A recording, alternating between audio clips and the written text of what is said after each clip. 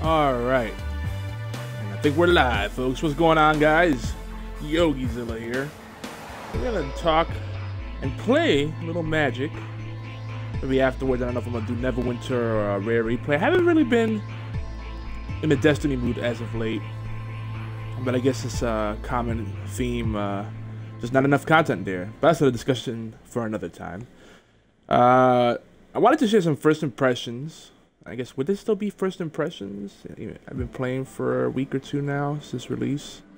I guess we'll call them first impressions, because I still don't feel that I've played enough to really review Magic Origins as a digital game, as an online game, or as a set. So, where do I start? Where do I start? This is tough. All right, I'll preface everything by saying that I am a hardcore strategy gamer. I love deck building games. I'm hardcore in that I like playing just about everything out there. I love tabletop gaming, but I'm not hardcore in terms of the competition. And I've always had a love-hate relationship with Magic. I'd probably be considered casual at most Magic players. I'd rather play something like Hearthstone, Yu-Gi-Oh, Naruto, Soulforge, Scrolls. I think those games all do a better job of being more accessible to a wider audience and having a better pace. So going into this, know that those are my personal feelings, but I'm gonna be as objective as possible here. Now, Magic Origins, I think, is probably the best offering that Wizards has put out there. In collaboration. Who is it? Platinum Games that does this with them? No, not Platinum. I forget what the company is that actually develops it. But you know, Wizards is very involved with it. I know they have a really good, probably one of the best R&D teams out there. One thing is Wizards of the Coast is really good at is evaluating cards, you know, card sets, and determining if they're keeping the meta fresh, you know, balancing gameplay, all that kind of stuff. But what they suck at is making their game more accessible to casual and new players alike. And Magic Origins is no exception of that. It's a set that I think it got rid of some things that are annoying from past sets. But you know, like protection, I think they did away with protection altogether. So you know, that's one thing. Because protection, I think, was a little too OP. Like protection from anything from a specific color, spells, and any kind of spell, basically. You know, a sorcery, an instant, a creature. That's insane. I mean, that's even better than a hexproof. So I gotta understand why they got rid of that. And I know they're very involved with the community and pay attention to the feedback, but I feel like the game still caters a lot to the pro circuit, and it's still a lot of it still feels like they're just focusing on the business, the money making aspect. So when I play, I'm going off on a diatribe here. When I play this game, one of the first things I noticed with Origins is that it is very much a grind. The virtual economy is comparable to Hearthstone, but it's a lot more of a grind. So the packs are 150 each. You earn about the same you do per match. You know, about 10 gold on average, 5 gold depending on what mode you're playing in. So 150 gold, that's kind of steep. I don't know why they didn't just go for 100. Clearly, but when you go in here, you see they're really trying to get you to, and it's a free-to-play game. And this is why free-to-play games get such a bad rep. It's like, well, a lot of people say, don't make it free-to-play, just let us pay for it up front, one-shot deal, and then it's free after that. But that doesn't happen either, because then there's DLCs. And there's DLC, downloadable content. So anyway, if you look at, in the campaign, they're pretty generous. No, I'm looking at the wrong thing. Campaign. If you go to campaign, I've done the Gideon tutorial campaign, and of course Chandra. I haven't done Jace yet. Let me see if I can skip through this. So they're pretty generous with this. You get that much gold. It escalates by difficulty. Yeah. So you have a total of what? My math skills 40. So 40, 50, 90, 140 gold per campaign mission. That's a one-shot deal. You can't keep repeating that. In battle mode, not as generous. So if I've been doing a lot of solo battle, I don't want to play online until I have decent enough cards to really flesh out my decks the way I'd like. But I do like to play with scraps, you know, make it work. Still, there's a lot of tryhards out there. It's hard to get a casual game of Magic out there. And Fatal Blades is a really hardcore Magic player. So Jace is probably the hardest one. I imagine, because blue is always a pain in the butt to play against. Yeah, and yes, you do get daily quests. I do want to mention that. Like, again, Hearthstone model. But you get, like, what, an average of, like, 40. This community quest not happening. We have a day left. People are not going to play her last mission 80,000 times. It's a pretty tough last mission. You get an average of 40 gold, like at least in Hearthstone and Heroes of the Storm. Both awesome free-to-play games, and I'm a little biased towards. You know, you get sometimes you get 100, you get 80 gold. You know, they switch it up a little bit to keep it interesting. Oh, you get the one booster per campaign completed. Yes, yeah. Fatal's making sure I provide a fair and balanced assessment here. But still, you know, you go to solo battle. You get 5 gold per match, 10 gold per match, 15 gold per match, and it doesn't seem like there's a daily cap, so you could grind these out and get 100, 200 gold a day easily, assuming you win. All right, there's no participation gold. Okay, fair enough. That's pretty standard. But the easy computer, and I'm gonna keep saying this, the easy AI is by no means easy. What I've been finding is it's actually just better to play medium or hard. Because that easy, you would think you could just finish those matches really quick and get 5 gold. Nope. By the time invested, you're just better off playing a medium or hard. And you'll see on my, let me go to my decks. I've made decks both with the Deck Wizard and the Custom Builder. The Custom Builder, they've really improved upon it since Magic 2015. I mean, out of all the Duels of the Planeswalkers games, Magic 2015 was the first one that finally did custom decks and had a real deck builder in there. It's a shame it took them that long to do that. And I see they didn't want to take out of their pockets from their Magic Online and whatnot. And they want people to keep buying the Magic on Duels of the Planeswalkers games. But anyway, let me not go on that rant. You know, the usual stuff here. You get the stats on your decks. What's weird though, I feel like when you do a custom deck, it doesn't really know how to rate it. I don't know how accurate those ratings are. Like, I have no speed? Eh? I have a lot of low, like 1 and 2 drops. And, well, these 2 decks are probably slow. But there should be at least a 1. Let's see what Fatal says here. The only thing I wish it did have would be the ability to trade cards. Yeah, that's definitely not gonna happen. This is Wizards we're talking about.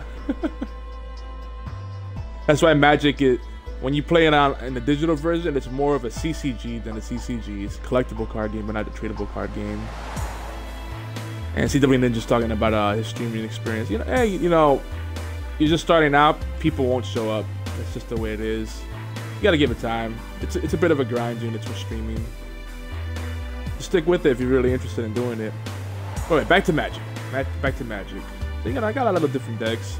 You see, you'll notice some of them say custom deck in the bottom, and then the other ones say have like a little subtitle. So the top name, the big title, is the name you give it, deck name you give it, and the bottom name is if you use a template. And they go my phone. Oh yeah, good. I needed that reminder. So they have a lot of nice templates in here. Alright, so I was unfair. I said that this game, you know, they really suck at making the game accessible to new players. They're trying to get there. With the templates, it's really cool because let's just try one. So here you go. You get deck wizard or deck builder. Alright, so deck wizard. Now the hardcore Magic player would be like, I never use deck wizard. That's for noobs, you know? No. Sometimes you just want to put a quick deck together just to see if an idea you have will work out, or if you have enough cards to build around certain core mechanics or win conditions. They give you recommendations, and I don't know if the recommendations are built based upon ease of use or the current meta, but I do notice with the Origin set, and Fatal, let me know what you think, bro.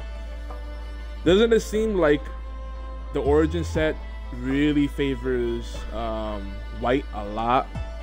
Blue is still strong, you know, and red is, you know, still aggro, but white seems to be prevalent in a lot of things. Another thing I've noticed is that the elves are kind of making a comeback. The elves you can see in, what is it, white green or black green. There's a lot of cool things you can do there. What do you think about that, Fatal Blades? Make sure you check him out. He doesn't stream as much, but Fatal Blades can be found on Twitch, F8TL_Blades. You see, they have a lot of nice little templates, and it gives you ideas of different mechanics and synergies you can look for. Blue does feel weaker. I agree. It's still strong though. The card I was talking to you about last week, or the week before, I lost track of time. Counterman. It's a high cost, but it's got a lot of value because of the draw. Well, no, that one doesn't have draw. That one lets your opponent dump. You counter a spell, and then they dump 4 of their cards into the graveyard. And if you have a grave robbing, like Rise from the Grave, that comes in really handy. Yes, I agree completely. Aggro seems to be like a heavy focus. And by the way, shout out to a few podcasts out there. Magic Focus, who follow the Geeky Antics Network, and my personal account on Twitter at Yogizilla. And also at the other podcast that I've been liking is Yo MTG Taps. Really clever name. But again, like those podcasts, I've listened to a lot of podcasts. Very few of them speak to the casual players. You know, the people that like to compete, but they're not interested about being top tier or pro team players or investing lots of time and money into it, but they still enjoy it. You know, and I'll say it. You know, again, I play lots of deck building games, and Magic is not my favorite. It's top 5, but there's a lot of opportunities there. Black, I'm a fan of Black. This set has some nice cards, but it feels, even with Black, what I found, even if you have a lot of 2 and 3 drops, it feels like it's still not aggressive enough. I don't know. It feels like you have to be very patient and not go for the chump trades. I mean, sometimes we want to chump, other times we just want to kind of hold out until you get value for the chump trades or whatever, the chump blocks. Anyway, if we look here on the archetypes, all right, this is another thing that bothers me. In the quest, they have, or it's not up now, but they'll say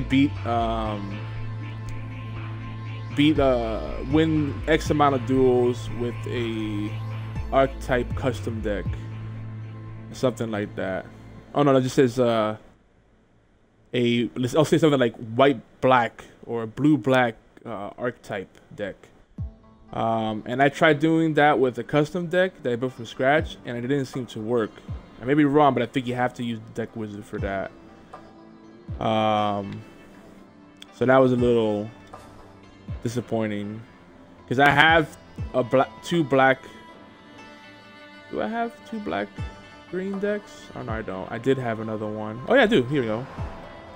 I made this one because you know, it doesn't let you fine tune the deck wizard decks that easily.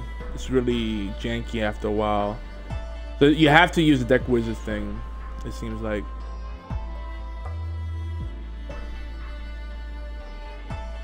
Oh yeah, Fatal's talking about how like there's certain key cards you absolutely need, like the leeches that are XX, where X is the number of swamps you control. That's huge.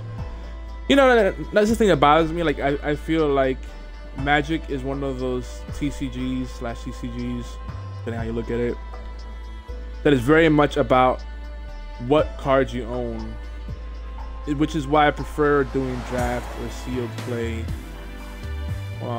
Which are a little, they're similar formats, but there's some key differences.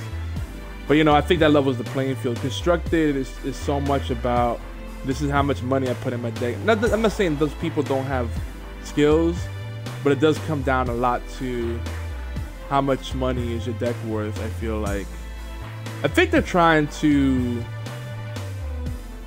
you know, mitigate that a bit, having more budget options, like the battle packs. I think are really cool, especially if you're a casual player. You get 2 decks for like $10 ready to go, and some boosters if you want to tweak the decks a little bit. Yeah, it would be great if they had draft mode in this, and I hope this is not another throwaway experience like they did with Duels of the Planeswalkers. I hope this is not another promotional piece where they're just like, oh, we just came out with Origins set and we want people to get excited about it. I hope this is a platform they'll see through. I think Magic Online will still have its place. I think I see Magic Online as like the game for the really hardcore people, because it has access to like all the cards they've released and different formats you could play. You could play Commander and all that stuff or whatever, but it's not very inviting to new players because the interface is, shall I say, archaic, and I feel like the people that do play there are all really hardcore. So anyway, if you look at some of the different descriptions here, from the grave, reuse and recycle cards using the power of your graveyard, and that's fun, especially when you could go through your opponent's graveyard. The right tools. Artifacts are cards which don't require a specific color to cast and often have unique powerful effects.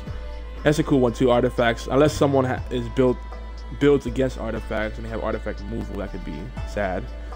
So that's blue red. Then we have black green, which I think is pretty strong right now in the current meta, ever since Origins released. Elvish Fury, assemble an overwhelming army of elves. I'm a big fan of that archetype. Black red, temp with fire. You know, your standard aggro. I'm curious. Some people say black white is not really viable, or white red is not as strong. I forgot who I was talking to that said that, but I think those are all really strong. I'm just wondering which one would be the strongest right now. I might have to lean towards white red. I feel like white's very favored in the Origin set, but again, I'm not experienced enough to say that with full confidence. Anywho, black red, temp with fire. Turn the tables by stealing opposing creatures and using them against your foes. And see, I don't think that's a very good description, because I don't think the main thing about this deck is that. I think it's, you know, I guess it's one of the highlights they're trying to bring out. But with this archetype, you're gonna have a lot of board control via damage you could put and flexible damage. You know, direct damage you could put on creatures or in a planeswalker. There's a lot of spells you can divvy up, you know, variable damage output. There's a lot of flexibility with the red cards in this set, in the Origin set, and the black I think is more serves the purpose of getting some cheap creatures out there and having some more flexibility with your spells. Have a little bit of, maybe you might want a little bit of graveyard manipulation. Trying to think what the black cards really revolve around right now. So a lot of graveyard mechanics, you know, getting stuff out of graveyards, exiling cards. Trying to think what else has been big with black that I've noticed. There are a lot of debuffs, like this creature gets negative blank blank, and that's pretty cool. So I would say those are the highlights of black right now. I can't think of anything else right this moment. And I like black because a lot of death and destruction. I also want to say, I also would put out that I haven't seen too much Flash being played through the Origin set. I don't know if that's a big thing. I've only seen a handful of cards do Flash. Yeah, Fatal Blade, good point. Yes, black is control and playing from the graveyard or anti-mill. That's a good point too. I've actually seen people that are running a lot of mill decks, and that's great. Like if you benefit off of that, like with a Gravedigger or Rise from the Grave, and people are milling your deck, it's like, oh, thank you. All right, now we have Push Through. Summon a small army and use spells to protect it and win. So this is blue-green. So, you know, small army is the key, because small army of big creatures. Green creatures tend to be big, a little more hardy, and more costly. That's the thing. So this is cool because with green, a lot of times you have the problem of people countering all your creatures, either controlling them or moving them. And blue gives you the ability to counter some of their plays, so you can protect your guys. So I like that idea a lot. Fatal Blade says there are some nice cards with flash, but the mechanic is so strong it is mainly on multi-mana cards. Yeah, I have noticed that. And flash is really annoying because usually you don't if you usually get used, unless you're very experienced again and you play a lot of Magic. It's very easy to just look at the field and say, oh, there's nothing blocking, I'm gonna attack everything, and then you forget to look, oh well, they still have mana available, they could do something. You always have to look at it. If they have mana that's untapped, they could play something with flash, or they could play a spell. So flash creates more threats like that. It's pretty frustrating sometimes. Tactical Tricks. It's a white-green deck. Turning small creatures deadly combatants. Your opponent won't know what to block. So this is interesting. This balances out the usual slowness of green by giving you white. And white tends to have a lot of 1-drops, 2-drops, and 3-drops that are really strong. And a lot of creatures are flying. I mean, flying I still find is something that people normally don't plan for very well. It's amazing how many times I play against people that don't have flying creatures, that don't have defending creatures with reach, or some kind of consistent way to deal with flying. So if you ever get a bunch of flying creatures with flying out, it's pretty rough. On the bright side, flying creatures tend to have low toughness, so they can get sniped out with what's the red spell that does 3 damage distributed whatever way you want? Is it Ravaging Fire? I forget what it's called. But that's a handy dandy one to have. All Out Assault. So see, they're saying exactly what I'm saying. White, red is pretty aggro. It might be the strongest aggro right now in this set. See, they say with this white-red deck, you hit the ground running, finish your opponents before they have a chance to set up their defenses. So this might be the way to go for the real aggro. Though I've done aggro with black-red, and it's pretty strong too. But that might be the better option for pure aggro. Because as Fatal Blade says, black is a little more about control. Control the Sky, a white-blue deck. Best if you're just starting out. Defeat your opponent with an aerial assault while your ground creatures defend. I dig it. Red-green, Horde Thunder. Best if you're just starting out. More lands mean bigger creatures to smash your enemies with. So again, same kind of concept. You have big creatures, but you have small creatures. There's a little bit of control to cover the slowness of getting your end game creatures out. And then white-black, magical armors. Magical armor. Enhance your creatures to outclass your opponents. So some good stuff in here. I dig it. So the Deck Wizard, you know, again, I think it's nice. Very nice touch. You did a good job with the custom builder. Actually, you know, if I just, this is the custom builder right now. I don't care if you see my deck. I don't have anything special. I've only opened like 2 boosters so far. You know, what nice thing about this is the filters. Very clean. Toggle on off. You can sort by rarity. And you can tell I don't have much in the mythic. Is that mythic? I always forget my rarities in Magic. Kind of sad, but I have some stuff. You know, and it shows you how many results to expect. That's pretty neat.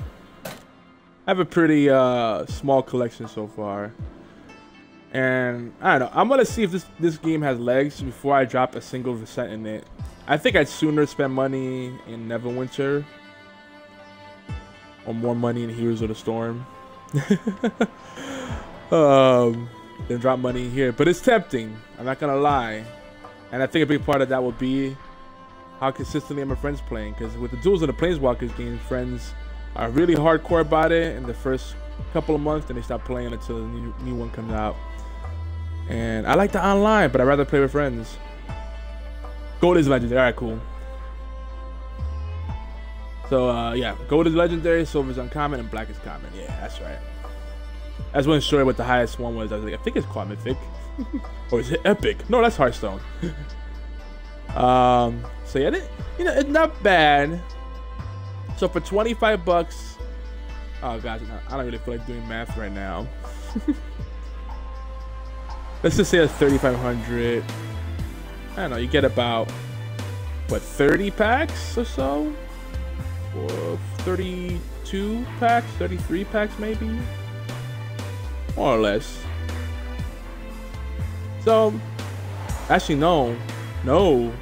It'd be 30 packs would be 4,500. Ooh. You get under 30 packs. So, you know, something to think about. They say this is the best value. People won't think about spending 25 bucks, but when you start spending close to what you pay for a game, it's like 40 bucks. Yeah. Best value. And notice the gold scales, they have a pretty good scaling system for buying the virtual currency. I wish you got that with the booster. Like if you buy more packs, you save money. But no, it's just in multiples of 150. Right? Yep. Because 150 times 2 is 300. 300 times 4 is 1,200. Yeah. So yeah, that checks out. There's no real savings for buying more packs in one shot. But anyway, let's buy a few packs and see what we get. I'll buy 300 gold is worth. Alright. This is my first time, you know, opening a pack on the stream. So cross your fingers. See if we get something good. Purchase successful.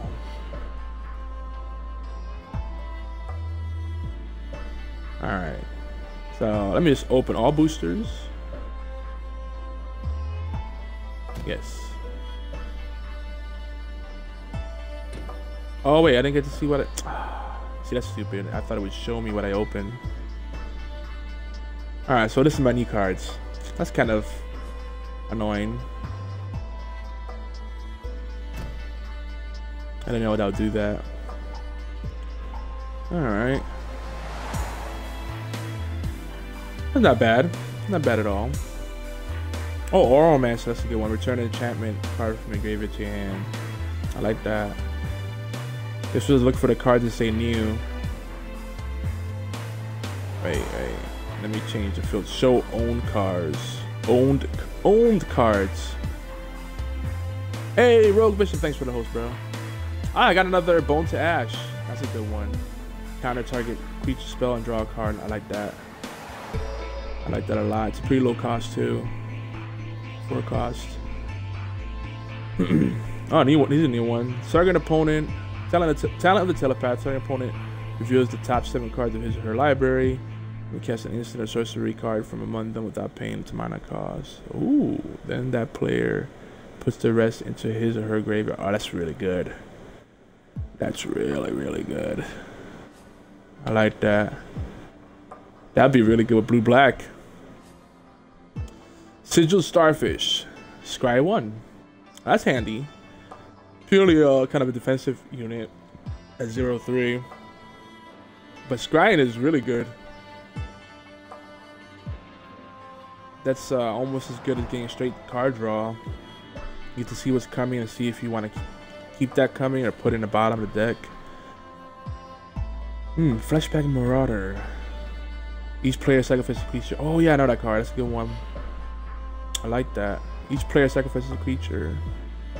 But the problem with that is you assume that you have good enough board presence to make that viable. Though that would be really good with Perilous Myr. You force the Perilous Myr to die and then put that 2 damage out wherever you want. A lot of people avoid blocking or attacking with Perilous Mirror out. That's a decent card. It's flying, but 5 costs. I don't know if I want 5 costs. I'd be for it. I feel you're heading out. No problem, man. I'm probably gonna end this particular stream in a little bit and switch to Neverwinter or Rare Replay. Let me know what you guys would like to see. I'm gonna keep talking a little more Magic. All right, I'm playing on Xbox One right now, though. It will. Oh, I forgot to tell you, the PC version won't work. I can play all the Duels of the Planeswalker games, but the Origin's not working for some reason. I had to figure it out, man. I'm gonna have to reinstall it. So I'll let you know when I figured it out. But yeah, I'm playing on Xbox One right now. It's a solid card. Ah, this one I'm familiar with. Sacrifice a creature, reveal cards for the top of your deck until you reveal a creature card. Yeah, that's nice. I like it. What else do we get? Oh, here we go. Starting to get interesting.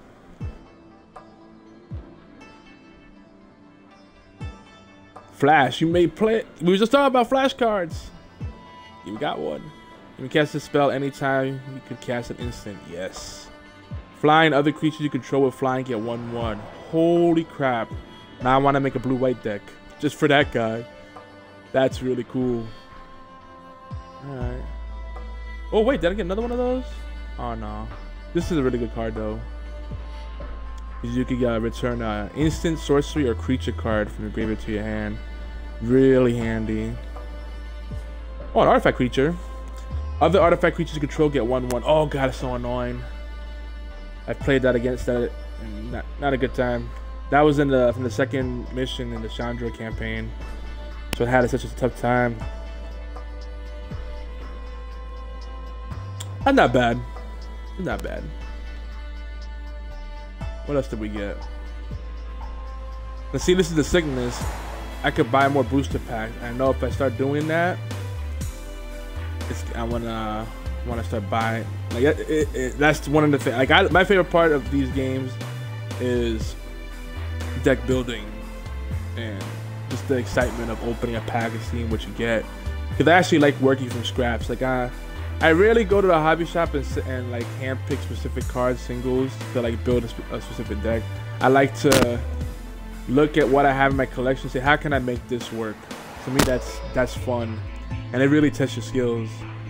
I have bought singles in the past. I bought a lot of Yu-Gi-Oh singles. You know, the Magic singles, sometimes they have the little boxes that have like the 10-cent and 20-cent singles and stuff like that. The budget stuff.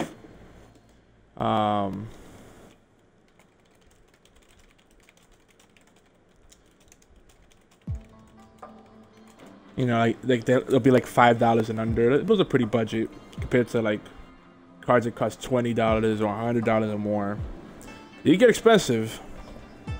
Like I said, Magic players tend to take the game very seriously. So let's lighting a cigarette over here.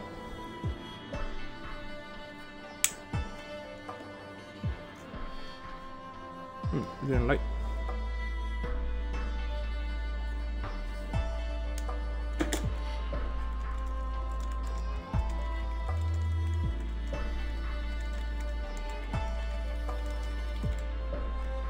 All right.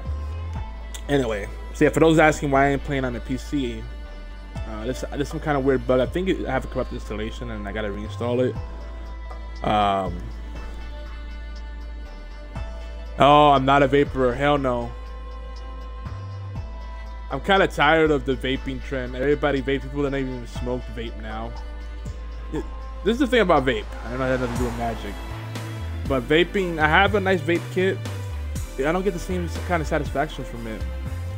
You know, when I vape heavily, it might maybe help me curb a little bit. But I don't know. Don't get the same kind of satisfaction out of it. All the fun flavors are cool and everything, but I don't know. And as far as the cost effectiveness of it, I think it's actually on par, at least where I live. Down south, cigarettes are still cheap enough.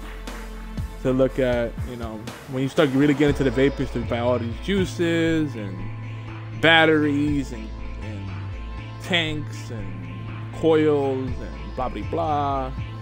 You know, it starts to get pricey. Are you a vapor? I don't think I've noticed you vaping. I mean, hey, I got nothing against people that vape, but I just find it funny that it's like everybody vapes now. And for those that want to fool themselves into thinking it's a healthier alternative to smoking regular cigarettes, I don't know about that. Do you smoke at all, Rogue? I know a lot of people try to avoid smoking on stream, talking about it because Twitch looks down upon it. I'm not trying to get partnered. So I'm alright. Anywho, so what we're doing. Oh yeah, we said we're gonna build a deck.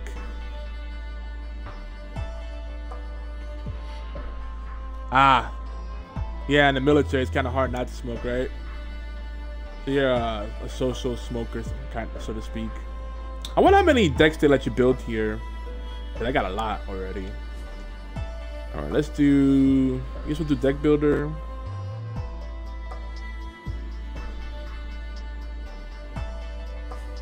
And we'll do blue-white. Is that what we said? Right. Blue-white. I'm a derp.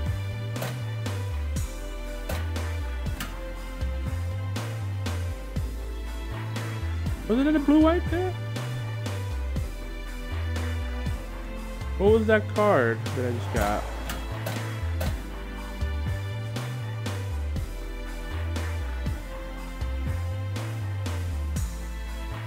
What was that new card that I just got?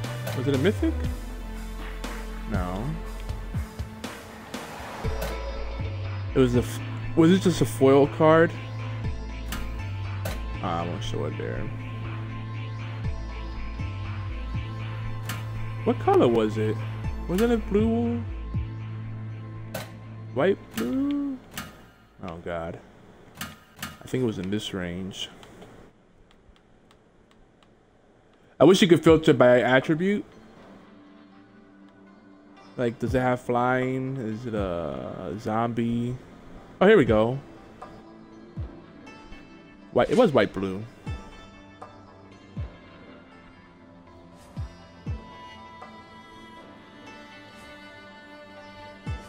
I'm gonna build around that one card. I like it that much.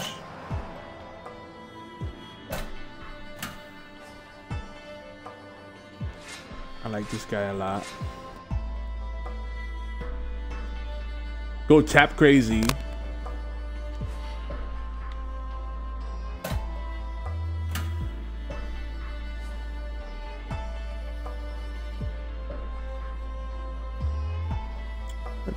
Do I really like him? I don't know if I really like him. 1/1 to everything on the board for 4 mana. Well, 2 colorless, 2 white.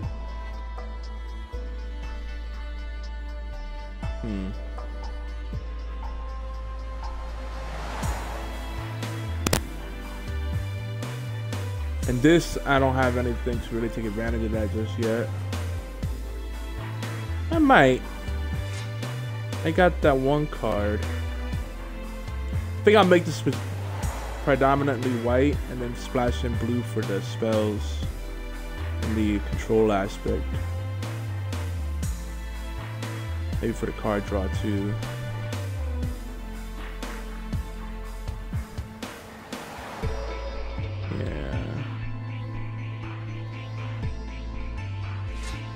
That right there is a good one. I like that. I just put everything in. As card draw. Oh no, wait, that's blue. That's blue black. Can't do it. I haven't seen anybody run tricolor in here. I don't know if that's a thing.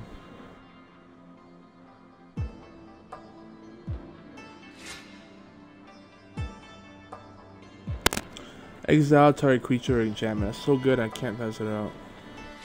This is my deck building process. I just kind of throw everything that I think looks cool, and then I start trimming it down.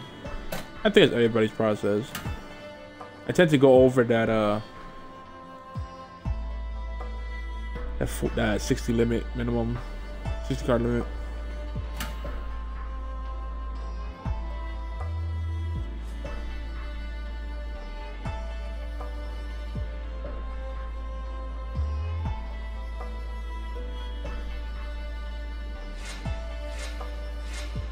Alright.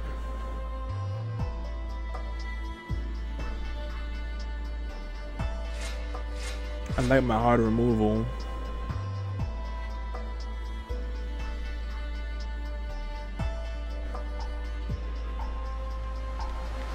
Yeah, I don't think this guy's gonna work here. It has to be a counter.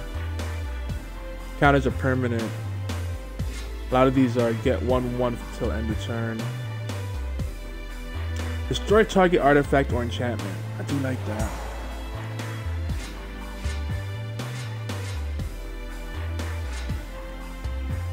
Harbinger, yes.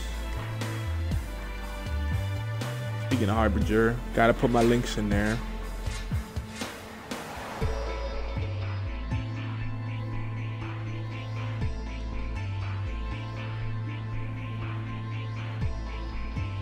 We'll put that in there for now. That's for blue-black. That's more for blue-black too. What else do we have? Now I want to get some flying creatures out.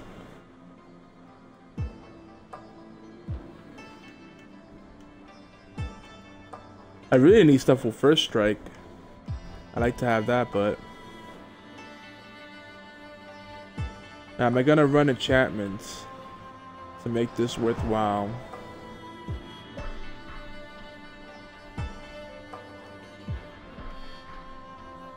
And then I can run this too. Let's say yes for now.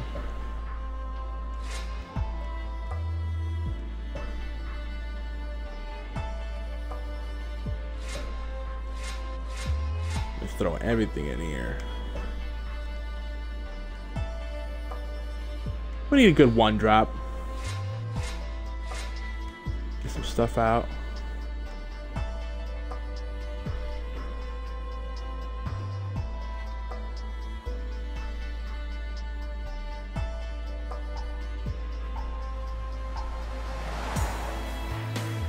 Yeah, it is double strike. Double strike doesn't include first stress, right? No, enchantment. This is already gonna be a really big deck.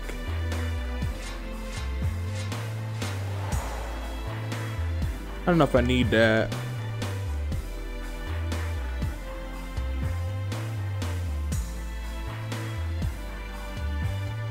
Get rid of the Nimbus Wings.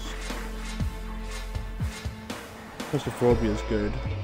I only have one of those though. It's cheaper than dehydration.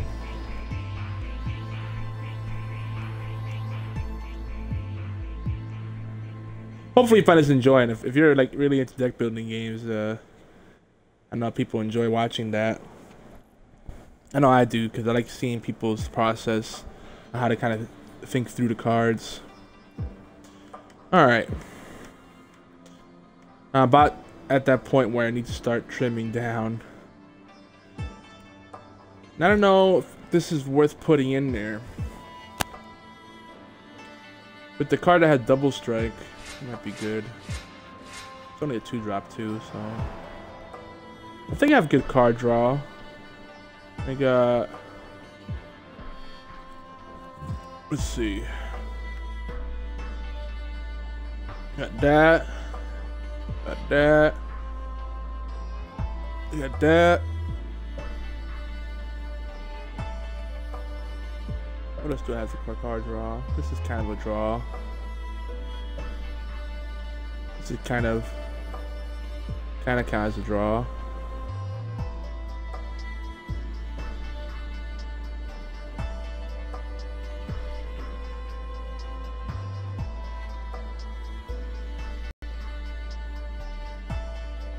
Might need to get another blue creature in here.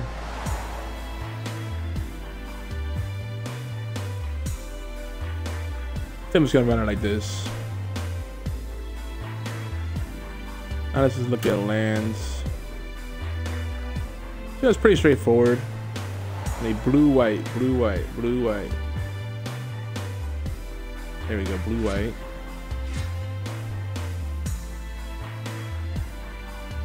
Gates are great because they count as either one of the mana that's listed on there. Unfortunately, that one enters in tapped, so not as good. Almost don't like putting those in there, but again, it counts as mana of any kind. So I got 6 lands out of 74 cards. Ooh. Now it's a question of what do I get rid of. Don't know if I like this. I have that different because it's dual value, card draw, and I get to debuff a creature.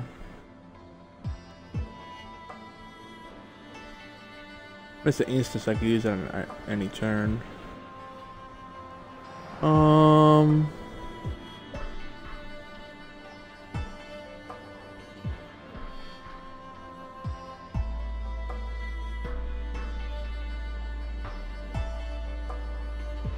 What to do, what to do.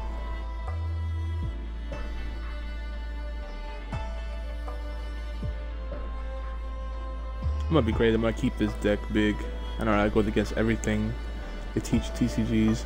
So if I have 68 cards that are non-land, I need about, what mana curve look like? I have a lot of 4 drops. And most of them are probably in the blues, from what I can see.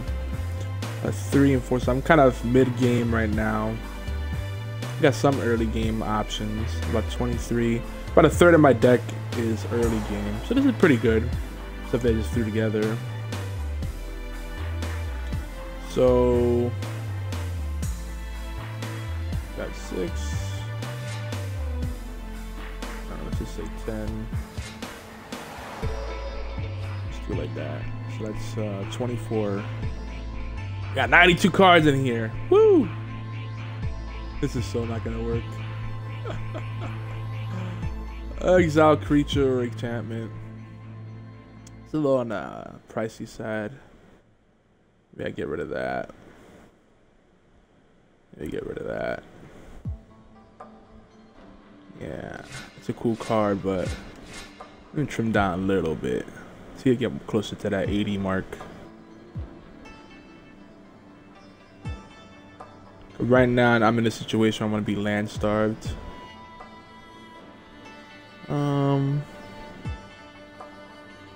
He has a temporary buff too, so I have to say no to that.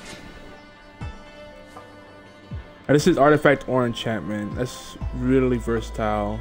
We use artifact creatures. They use enchantments. I think the question with this, when you run these big decks, is do you have enough card draw? That's the kicker. I want to get rid of him. He never makes the cut. This is good for the scry.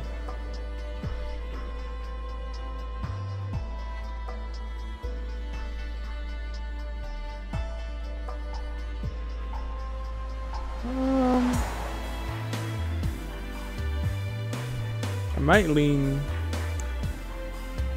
towards getting that blue card in here. What's it called? The eel.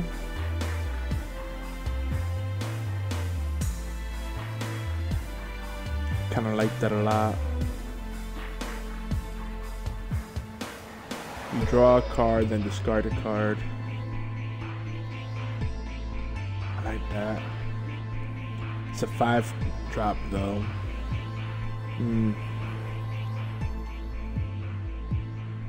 What am I at right now? 83?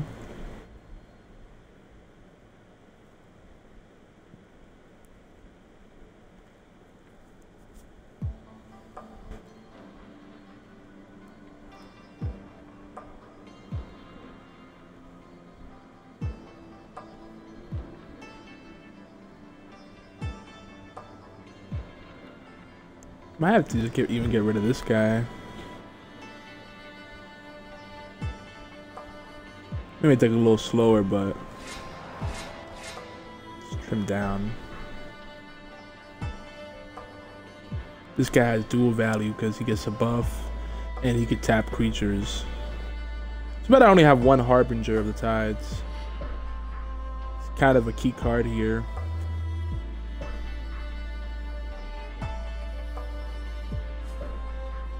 The 2 cost, so it's worth it. I think I should add more card draw, but this is really up there for card draw.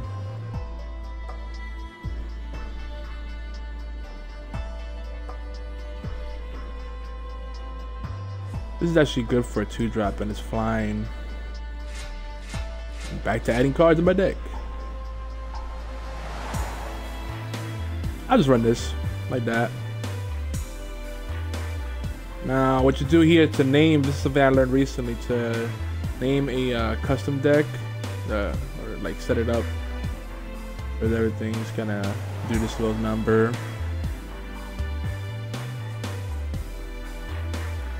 And choose a little background.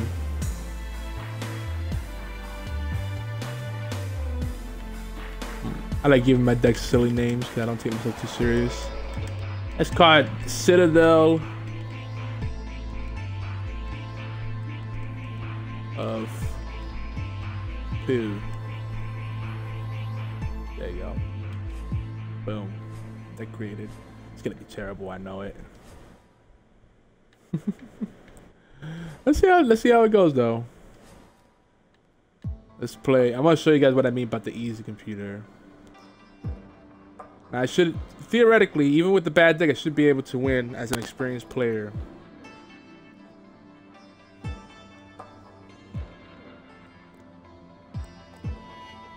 Let's see if it works out that way.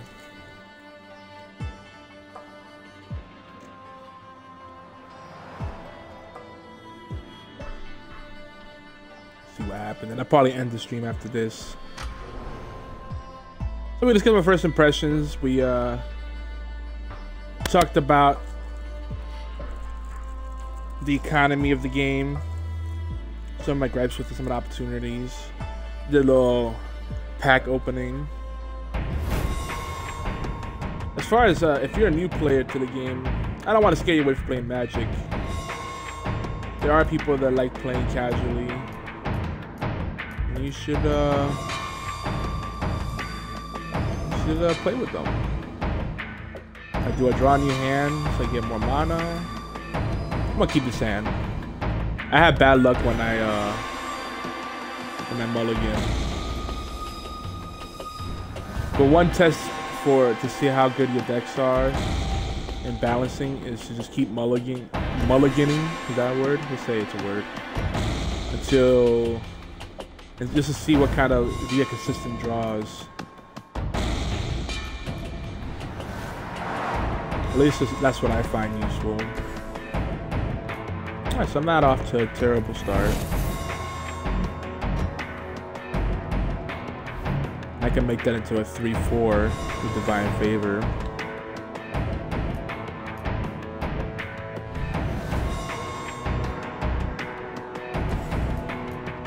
So I think I'm better off getting this guy out.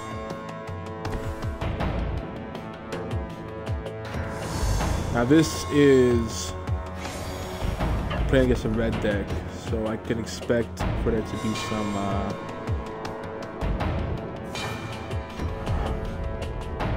direct damage coming out. So I'll probably buff him instead. Oh, that comes in well.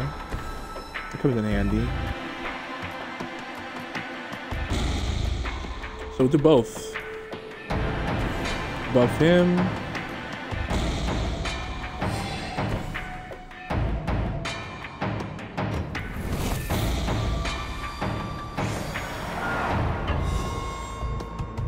Now, why did I buff him and not the creature with flying?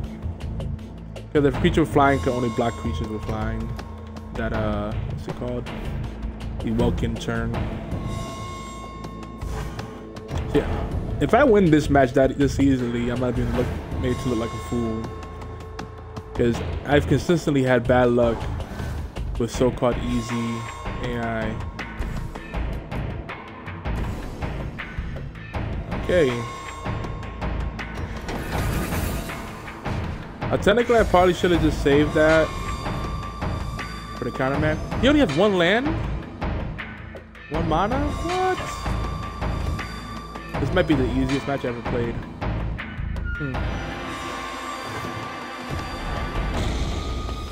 I've never won this easily since I started playing this game a couple weeks ago. Alright, so this is one of those interesting. Huh. I guess I'm gonna win.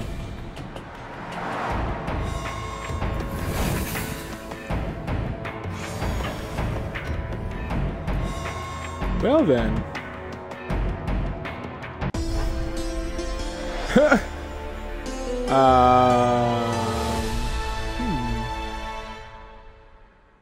Right. That's a fluke.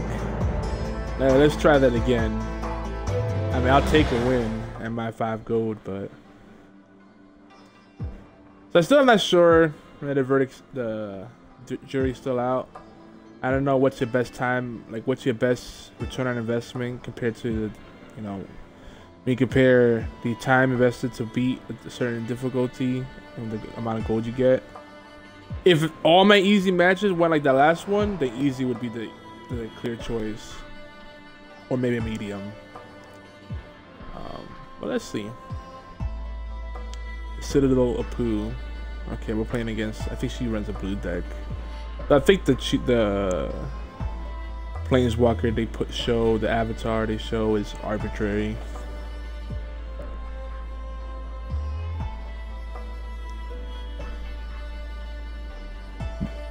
Let's see. We shall see.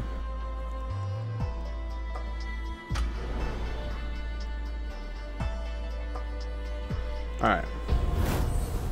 One thing you have to train yourself to do when you play this game, especially against human players, is make sure you press the A and Y button, whatever it's prompting you to do to keep things going. A lot of times you just wait and then you're like, oh, why isn't anything happening? You have to push those buttons.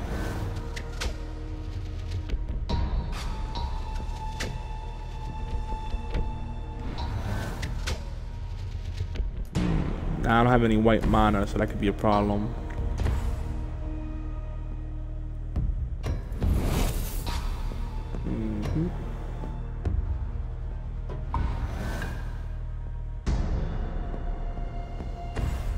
Wait, he's running blue-black. Oh, yeah. She's running blue-black. Let's see if we got a white. See, I'm gonna run it troubles now. Cause I got nothing. Generally speaking, if you're not playing a card every turn, that's bad. But this is something I threw together pretty quickly. Usually I take a lot more time building decks. Ask anybody, I take my time with stuff. Okay, alright. So this is a good draw. Now the question is, what do I want to run? I think I want to get him out there as soon as possible because he could do the tapping.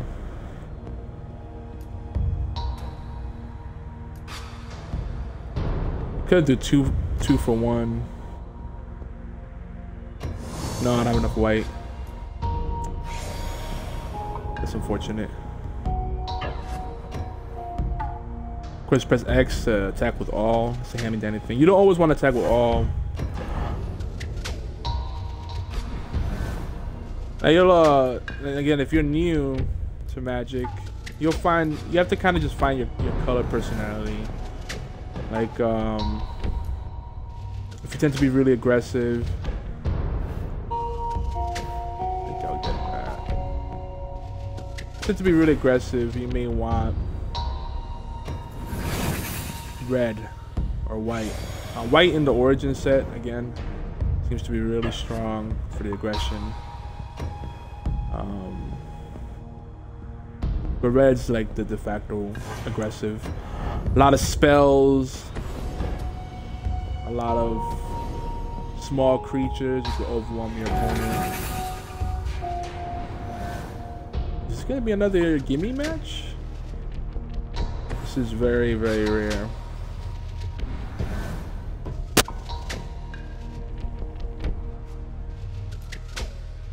So usually doesn't work out that way.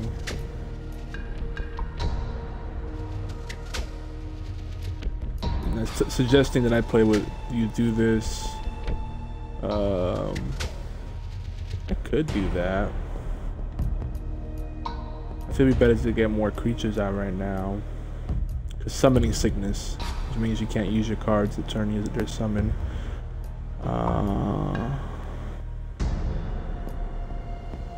Let's get the big boys out.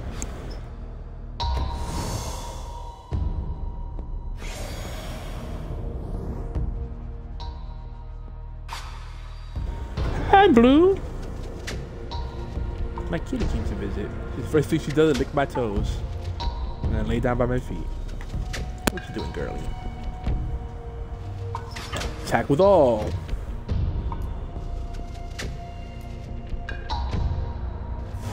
Maybe my problem is that certain decks are not favored. I'm getting really lucky because usually I have trouble with easy. Then again, I think blue-white might be one of the strongest. Blue-white, blue-red, white-red. I think black-blue is always going to be strong. Though not as strong in Origins, by popular opinion. She could pay exile a card. Oh no, she doesn't have a. She can't do anything. Cats be really affectionate. Oh, okay. Bone Splinters. One of my favorite cards. This is why I don't like to pump up cards early, because a lot of hard removal out there.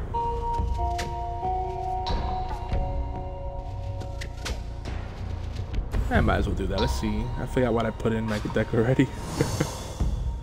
What enchantments do I have in there?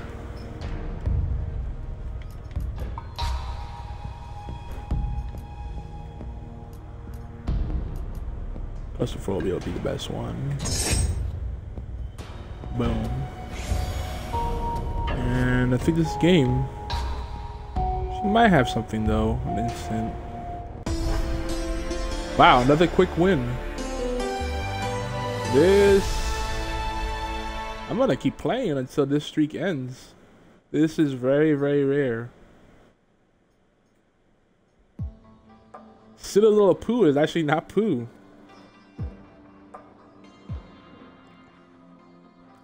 So an interesting thing, I was gonna put that eel, what did they call it, ski eel or school eel? I don't know. I'm bad with names, especially in Magic.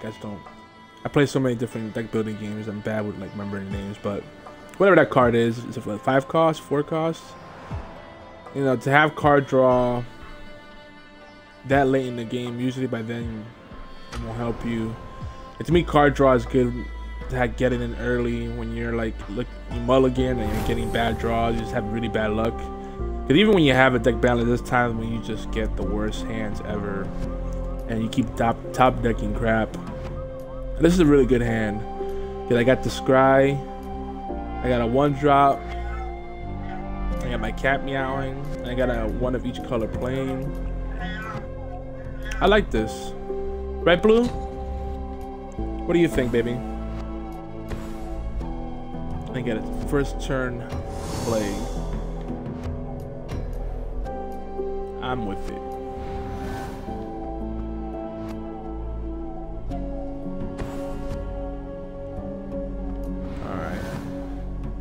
That's good for me. It's telling me I should do that, but I'd rather just do this. Can I keep scrying? Hopefully I don't lose my 1-1. I won't be too hurt about it. At the 2-4, it probably would survive longer though. What's he running? Blue-green. Or we could assume blue-green. Because he's running that gate. I like blue-green. He's probably running elves. Alright. Now we'll buff. We'll scry. Oh, I'm gonna keep that in the top. Absolutely. It's a good card.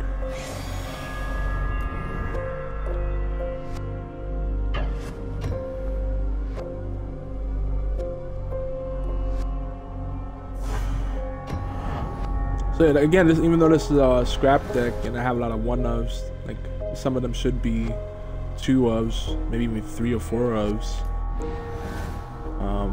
It's working out. I'm happy with it. I don't have an enchantment that I can return. So maybe I shouldn't have top decked them, because now I'm not gonna get value out of him. Let me see.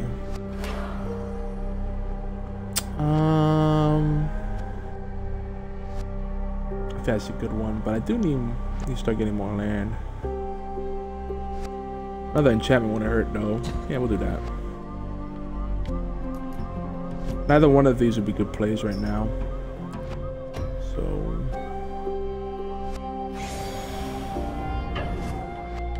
is this an instant or sorcery?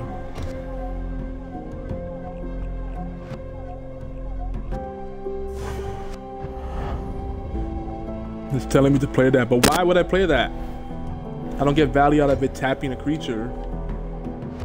Silly. So sometimes the in-game tips aren't that good. I mean, they try to give you general logic, but there's so many variables to consider. Oh boy. I know which one it's gonna return. Yeah.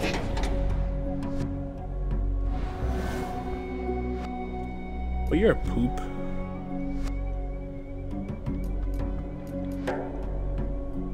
It's gonna use all my things, huh?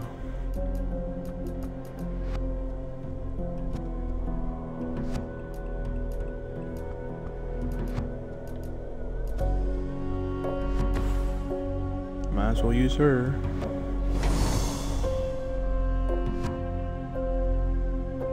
Yes. I'm a little land starved right now.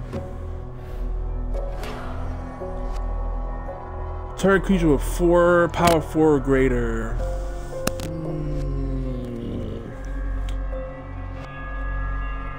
I should keep that just in case. Yeah. Though right now that's not gonna help me, but you gotta look at the game as a whole. There's one of the pro circuit players that I really like is called Paulo De La Rosa, I believe his name is. Oh boy. And now he's starting to get some big boys out. So I'm not a fan of that.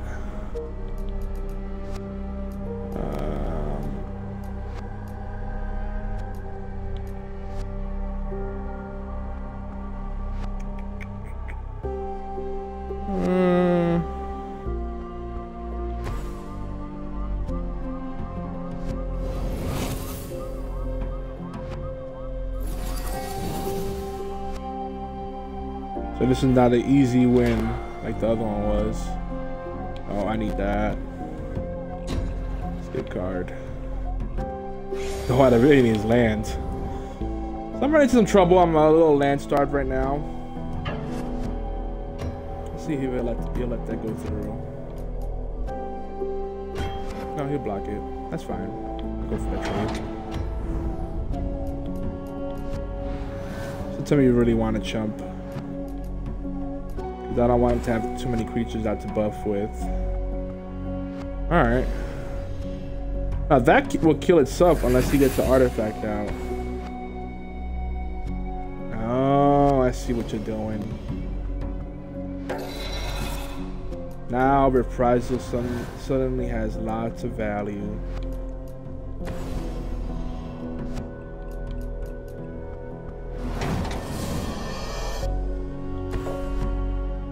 This out.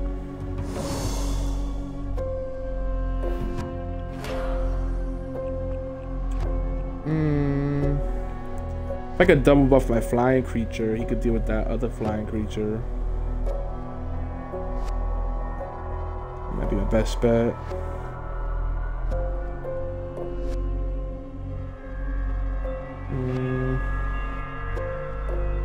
Though I have, let me put bottom because I have the Pilgrim to get enchantments. Now if he blocks, yeah, he could block with the Myr and kill that. So I'm skipping my attack. Play defensively, my friend. Yep, I'm not falling for it. I won't scry with him next turn. I can just use him against the Myr. The Myr will be useless. I won't kill the Myr, but I'll block it. So, you know, having a defender, that's not really a defender, but a defending type, defensive type creature is handy. I need land. I need land badly. Thank you. It's like the game heard me.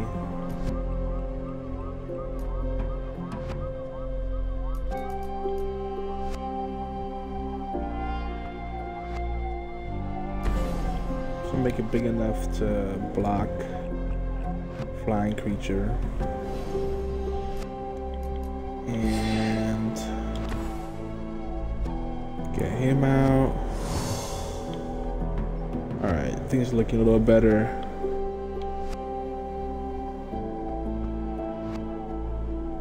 Should keep him out though. Do I scry? Yeah, I'll take him on damage. I don't really need more enchantments. I need more land.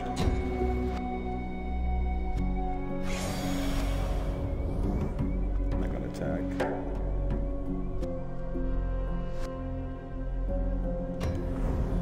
So I got pretty defensively now.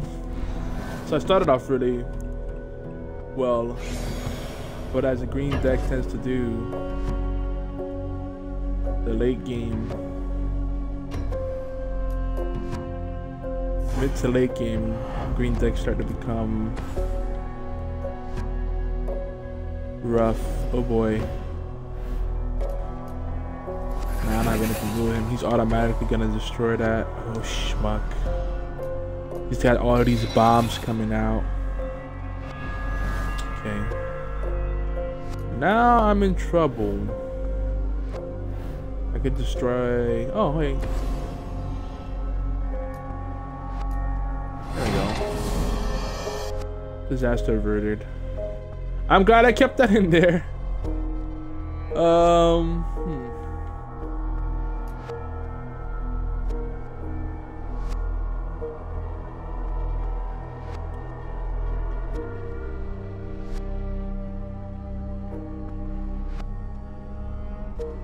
If I attack now, the Myr's gonna be a butt munch. That's the problem.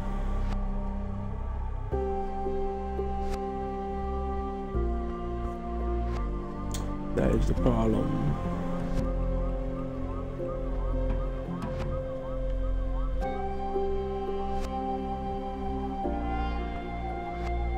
I need to get this guy buffed up so he's not within range. I might have to jump. I might just have to jump. I need to get rid of some of those creatures.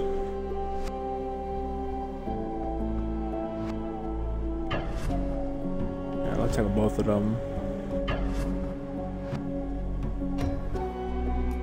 Famous to play.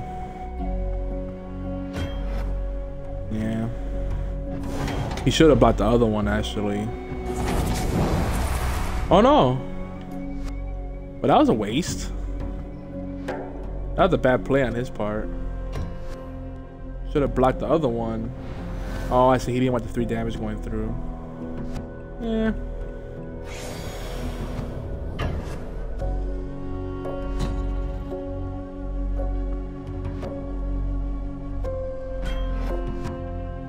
We'll just block that. Won't kill him, but it'll slow him down.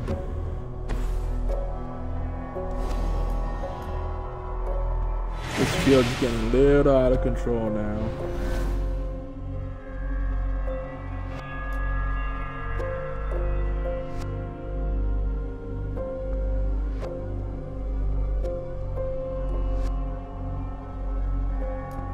The artifact out? Or that one?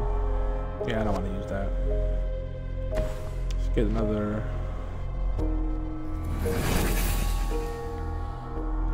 We got a scry.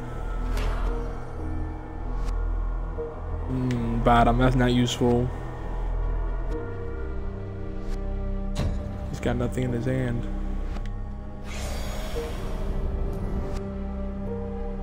Again, we gotta play defensively here. Biding our time. To see that, I know this isn't a particularly tuned deck, but it should not be that hard. This guy's running a pretty advanced deck for an easy opponent. Oh. Now the big boys are coming out. Oh, that's an artifact. I didn't kill that.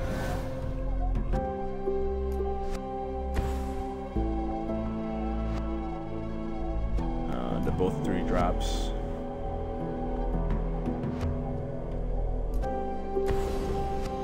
Tell you what, I'm relieved I ran that.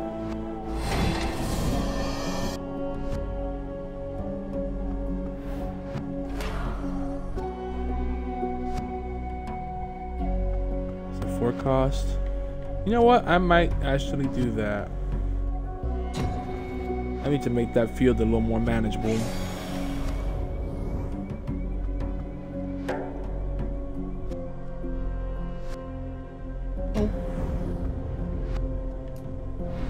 Oh, I can't do anything with. Oh, I could block that though. I'm not gonna attack. Yeah. He knows I have too many things out there.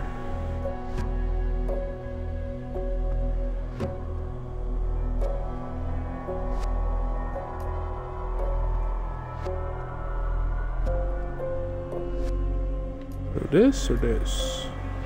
Let me get another creature out.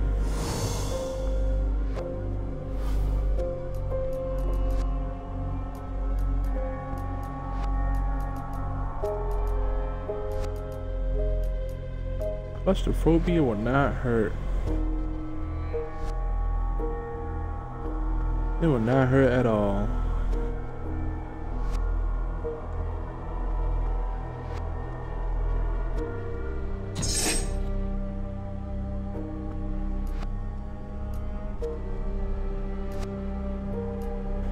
Alright. With scribe? Yeah, scribe.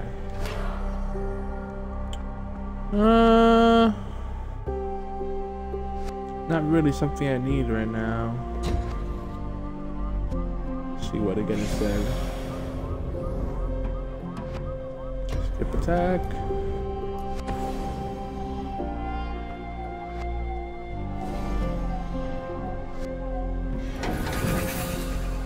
Ah, now he has spell. Well, he might have a spell. Well, he has spell. They're all spells, but he might have something useful. Nope. Not falling for that.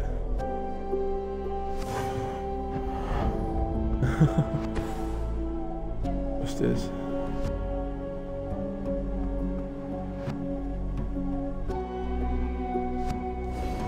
Ooh, I don't like that. I'm gonna have to do Solemn Offering, which means he's gonna kill one of my 1/2s. One of my 2 creatures. Oh, I have enough to play 2 of the 2 cards, don't I? Yep.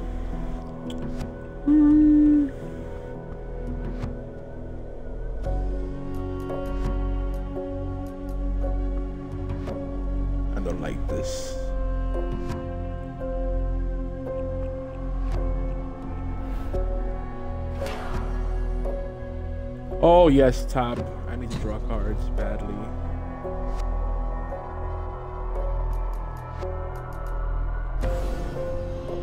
Is that an artifact? No, it's a, oh, I could kill enchantment though. Oh. I'm gonna destroy that enchantment instead. Or I could just destroy this right now. Nah, it's not enchantment. It's probably the smarter play.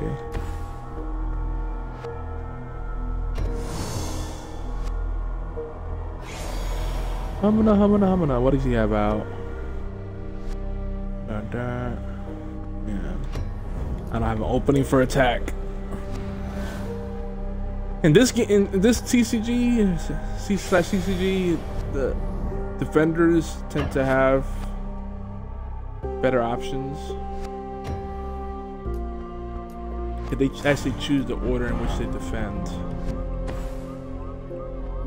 Actually, no. Attackers choose the order to defend, but defenders still have better options because they can choose how many defenders they have and close stuff like that. Oh boy. The Thopters. Yeah, it's about to get ridiculous. It's about to get ridiculous.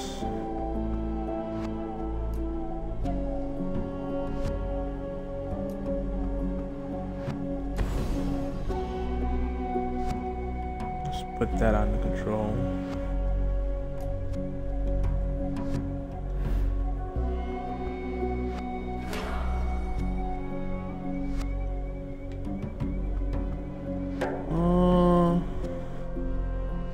Not right now, bottom. Wait, why is he still showing as... Why is it telling me to attack with that? Why?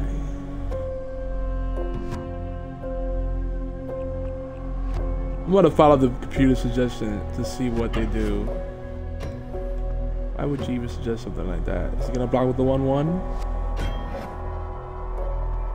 Wait a minute.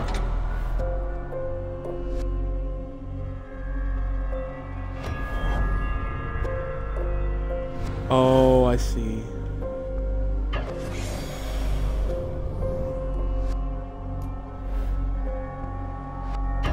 That's why, because that one doesn't tap initially. Why is it more expensive then? Claustrophobia is way better. Nope. Skip blocking. Go ahead. You won't untap now.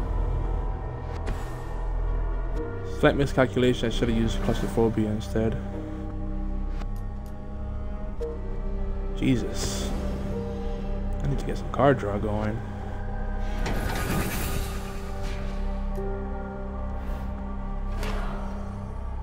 See, I'm mana starved right now. So they need some working.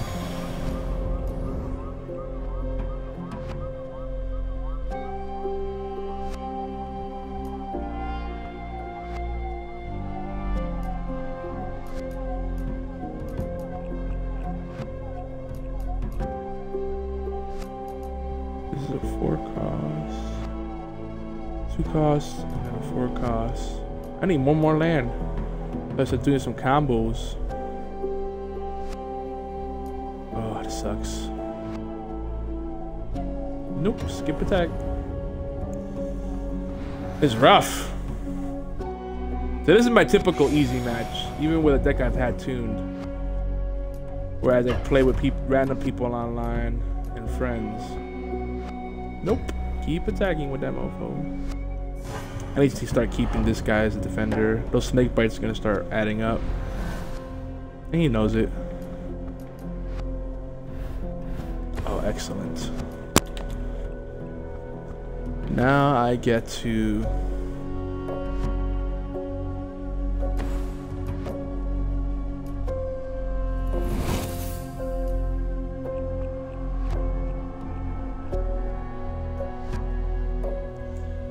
Now,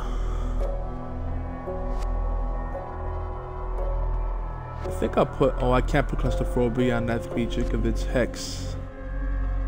Oh, you're sneaky. Sneaky, sneaky.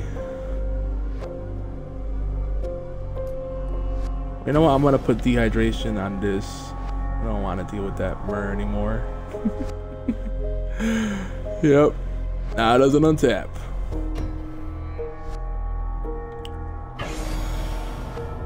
Oops, what am I doing? Skip attack.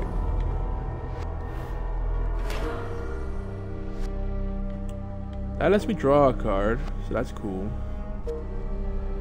Yeah, I might be able to sneak through and do something here. Let's try that. That won't work on that guy though. Oh.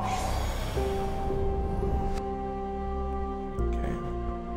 You gonna attack? Really? What do you have in your hand?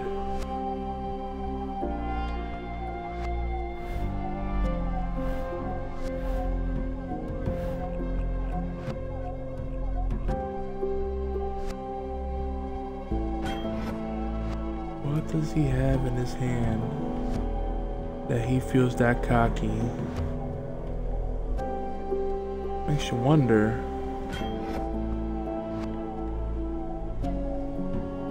Actually...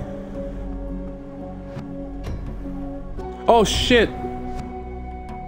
I fucked up. I fucked up. I didn't mean to hit confirm. I did not mean to hit confirm. Shit.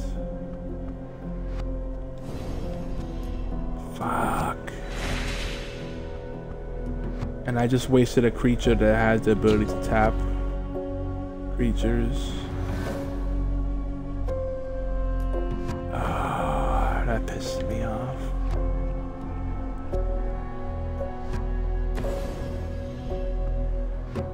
Oh, might as well not let you untap.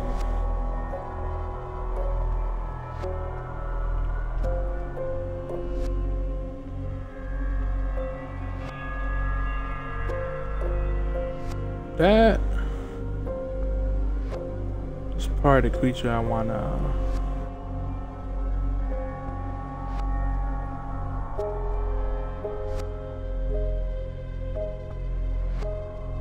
Yeah, we gotta deal with him.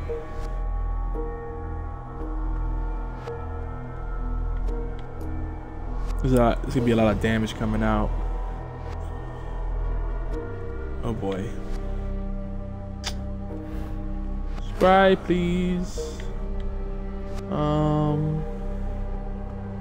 You know what? I need life, so I'm gonna keep it. All right, we're just gonna. Oh, it tapped him. Okay. Why did it? I don't understand. So I need to stay on the defensive. Except attacking with him. Please defend it. Are you kidding me? Okay.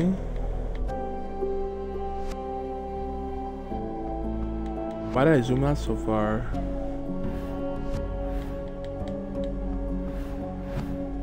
It's because there's so many cards in there. Whew. I guess I will continue.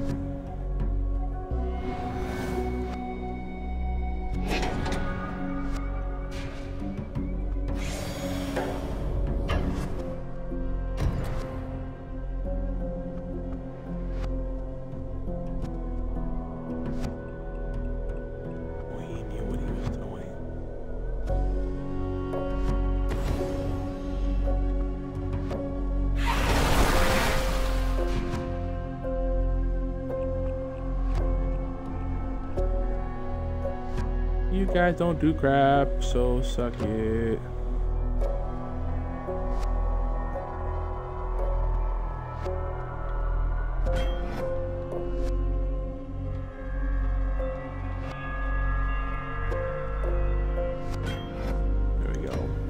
That card is actually really good. Hydrolash. I'm a fan. Not gonna lie. Oh, he's got another one of those assholes. Shit.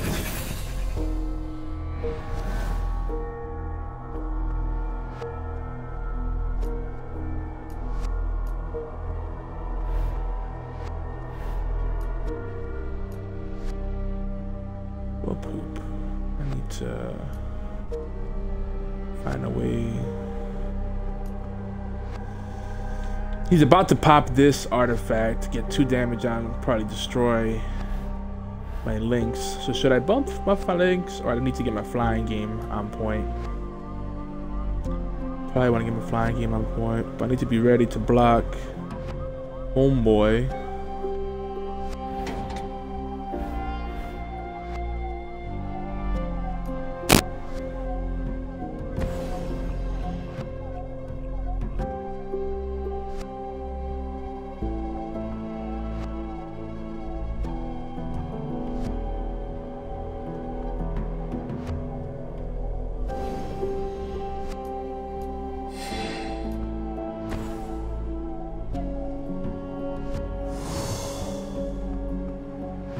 Defensive unit.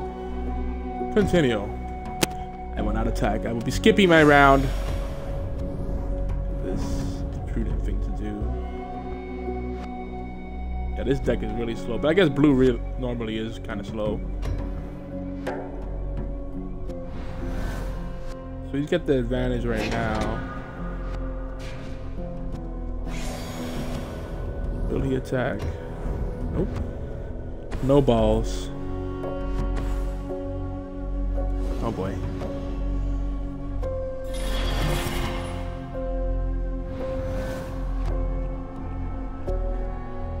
Oh, now thanks.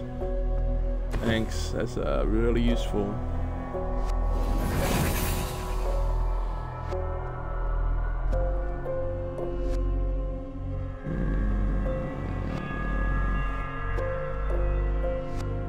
I don't really want to attack right now, period.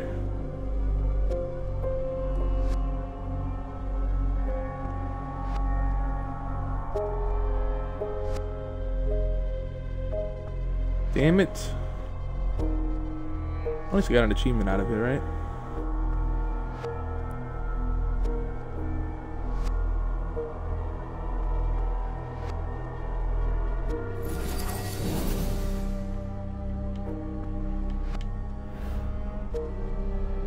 I wish it did not untap next turn.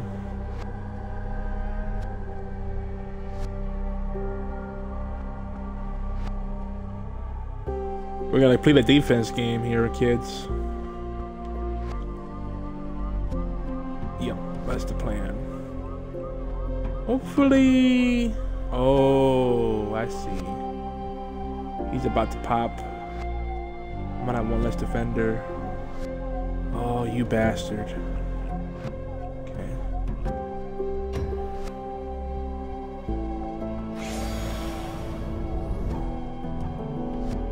I really should attack with this guy before he dies. But he could just block with that, and I won't get any value out of it. So I'm kind of just gonna wait it out. I mean, technically I should just go for it, but it's AI. They're gonna play within a certain set of rules. Ah, he got rid of that creature? Not the Myrrh? Okay. In this case, this was dumb AI, not easy AI. There was no reason for him to do that. Jesus, I need a fucking good draw.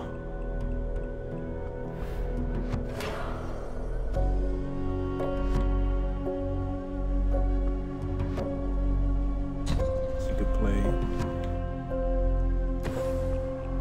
Keep that.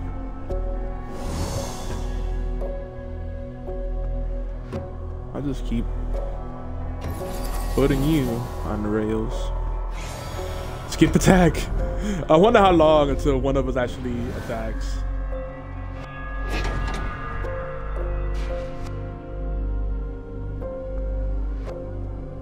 Did he get rid of the mirror? He did.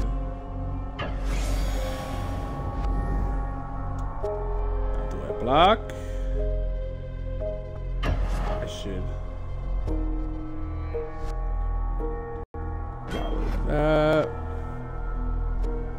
Oh wait, I could block with a flying creature. Derp.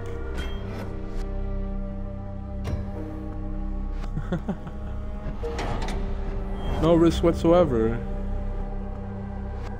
I don't think he has anything to do damage on the board, does he? 1/1 on what?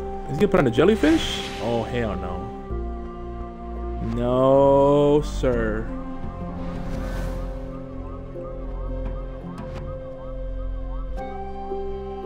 Now let's scry. Oh, I like that. I need another flying creature.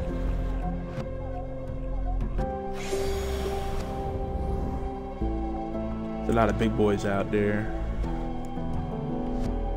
No. There's no benefit to me attacking right now.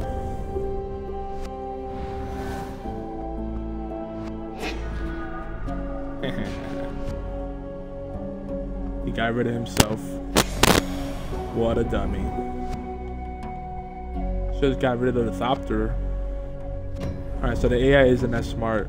They just have really good decks.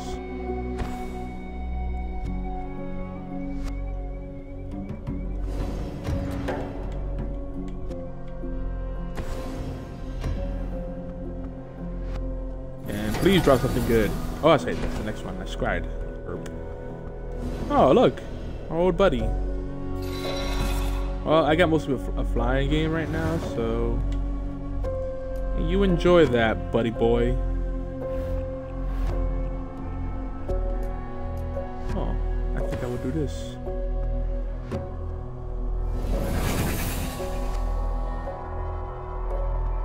Do I tap? What do I tap?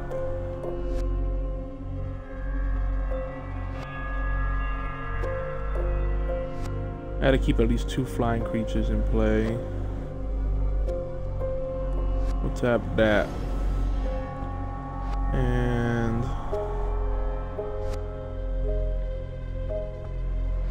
we'll tap that. So we can attack with the ground. And keep that as defense for the Mer when he untaps.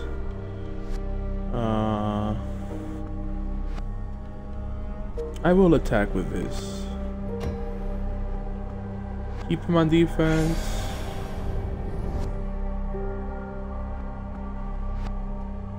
What else do I want to defend with? No, don't tell me to attack with everything. Crazy. No.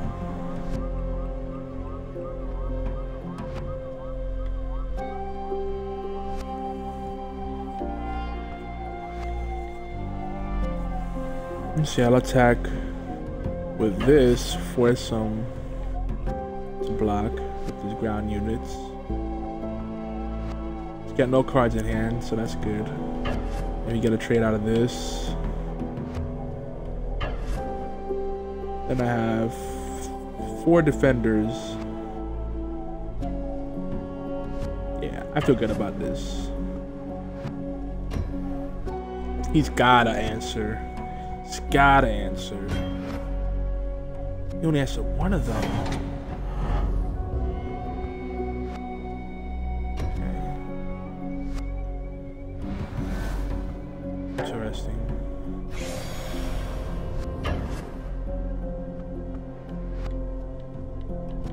Well, in this situation, I'll just take the 1 damage. And I'll let that Mer do whatever the freak he wants. I'm not gonna block that. What are you on crack? See the tips, the automated tips give you some bad advice sometimes. I don't really need Solemn Offering. Let's get homeboy out here.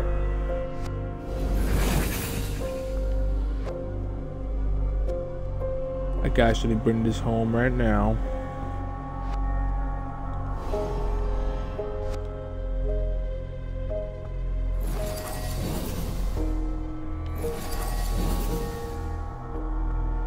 bring this home right now. If I attack with everything. Jesus, that was a freaking match and a half. Gotta record that though. Ha! Suck on that.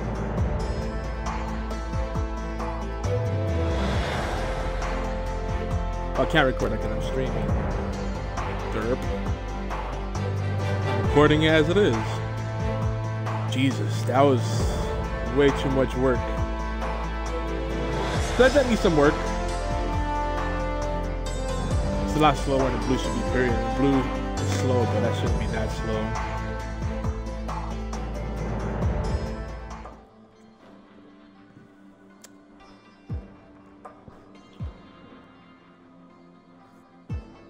So, I don't know what I would change in that deck. See, I tend to get attached to cards, and I don't want to get rid of them. But sometimes you have to, it's like being a parent, you gotta discipline your children, but you feel bad about it, nonetheless. That starfish came in handy.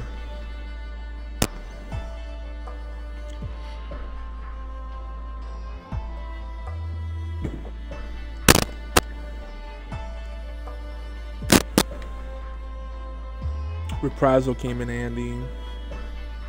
What I don't like about a Dark Slick Drake is that it has to die to get that value of the draw, but it's flying and it's a 2/4,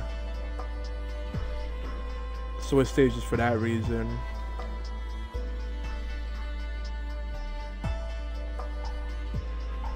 I don't know. Maybe I add more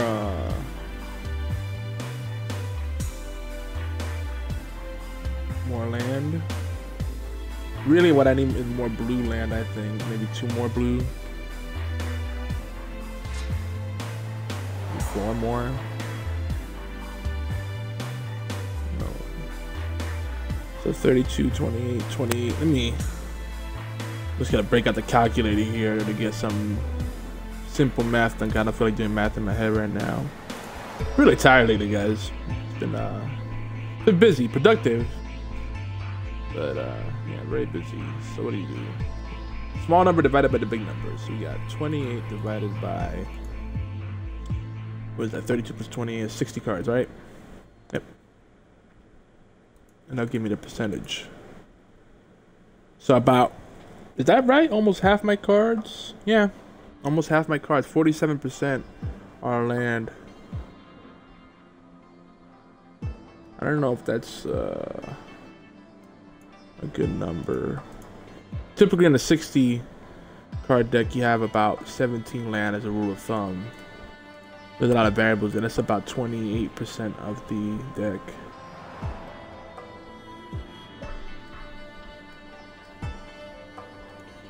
Maybe run 2 less. I felt very mana starved in the beginning. I need to think about that early game. I'll mess around with that some more later. The Citadel of Pooh.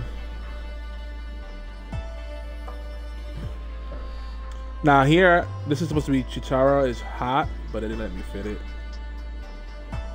So, Chitara is ho! Alright folks, for those of you lurking,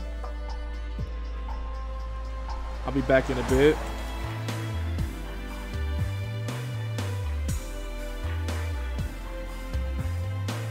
I would like to invite you guys, if you play Xbox One and you have Neverwinter, I think I'm gonna play Neverwinter after this.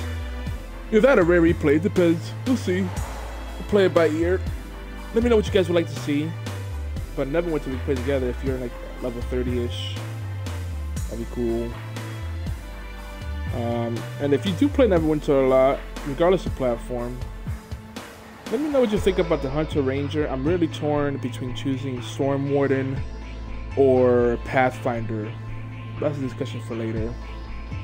This has been Magic Origins. My name is YogiZilla. I'm YogiZilla everywhere. Xbox Live, Twitter, Tumblr, Instagram, Facebook. Come look me up. Check out our Facebook group, Geeky Antics Network. Global, the gang for short. It's a nice acronym. Join the gang on geekyantics.net. You can join us on the Geeky Antics Tumblr. We have forums. We got all that stuff. You can look me up on Pinterest. I need to do more Pinterest. And yeah, I'll be back later. Hope you enjoyed the stream. Final thoughts though. Final thoughts on Magic Origins. I do enjoy it, but like I would love to be like I could play Hearthstone for hours on end. I can play Hearthstone throughout the day. Magic, I feel like, still has that barrier towards like it feels like a grind, and I still enjoy the deck building part the most. I don't know. I guess once you get used with it in Magic games, the online games, the cumbersome aspects like hitting buttons to continue and all that stuff, stopping timers, you just gotta get a feel for those, for the flow of each round, each phase. But those are some minor things. The big thing for me is the economy. I think they're forcing people's hands too much to have to invest money into the game on top of time, and that's not cool. But other than that, it is a great game. I think it almost takes the place of the Duels of the Planeswalkers games. But the DOTP games do have a lot of cool things, like 2013 or 2014 was it? I think 2013 had the Planes Chaser mode, which is fantastic. They brought back two-headed giant here, but no Planes Chaser mode. No, I didn't see any free-for-all. Yes, two-headed giant versus solo, no free-for-all. So I hope they stick with this and update it year to year, not make another annualized thing. I hope it's not just like another Duels of the Planeswalker kind of thing where it's like, oh, this is Magic Duels Origins. We're rebranding it because of the new set. So we'll see. What are your thoughts? Tweet me at Yogizilla or leave us a voicemail 206-415-4987. Again, 206-415-4987. That's a voicemail hotline for the Geeky Antics Network. We'll play your voicemail live on our show, most likely, and respond to it live, either during Horseplay Live or Time Tea Time, or maybe the Sunday Dose, who knows, or maybe the Worst Radio Show. We have lots of shows. Check us out, geekyantics.net/podcasts. If you look up Geeky Antics, Google Geeky Antics, or search Geeky Antics on Stitcher, TuneIn Radio, iTunes, Windows Marketplace, you'll probably find us. Look us up. And with that, I'm out of here. Be back later. Peace.